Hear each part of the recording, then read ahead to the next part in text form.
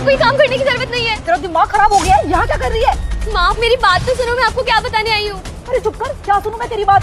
यहाँ अगर किसी ने तुझे देख लिया ना तो मेरी नौकरी चली जाएगी। तू जा यहाँ से, घर पे बात करूंगी मैं। माँ बात ही इतनी बड़ी है जो मैं बिना बताए ना आपको यहाँ से नहीं जा सकती हूँ। और अगर आप एक बार मेरी बात सुन लोगे ना, आप खुशी से झूम उठोगे, यहीं पर नाचने लग जाओगे आप। अरे चुप कर जा, बिल्कुल बोलने की जरूरत नहीं है यहाँ पे। मैं क्या खुशी से नाचने लग जाऊंगी? पागल लगती हूँ मैं तुझे?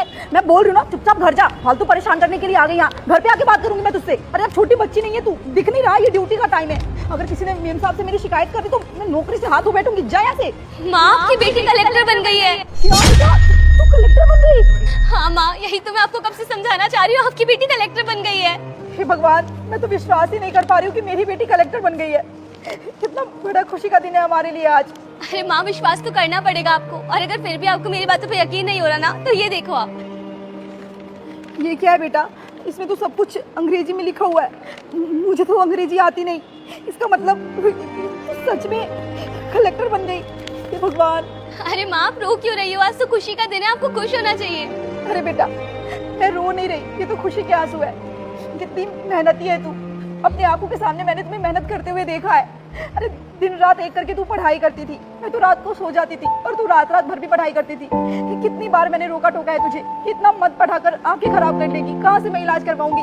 मामूली सी गार्ड की नौकरी करती हूँ, लेकिन मुझे क्या पता था उसी मेहनत के दम पे आज मेरी बेटी कलेक्टर बन जाएगी। देखना मोहल्ले में कितनी इज्जत बढ़ जाएगी मेरी। सब बोलेंगे ये कलेक्टर की माँ है।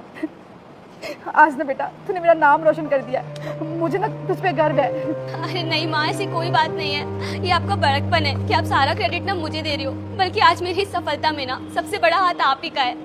मुझे अच्छे से याद है वो सारे दिन कि मैं जब पढ़ाई करती थी ना, उसके पीछे आपने कितनी मेहनत करी है। अरे दिन रात एक कर दिया आपने पैसा कमाने में, ताकि मेरी पढ़ाई में ना किसी चीज की कमी नहीं होने दो आप। मुझे जिस टाइम पर जो बुक चाहिए होती थी, जो आइटम चाहिए होता था, आप मुझे ला कर देती थी। कभी भी किसी चीज के लिए मना नहीं किया।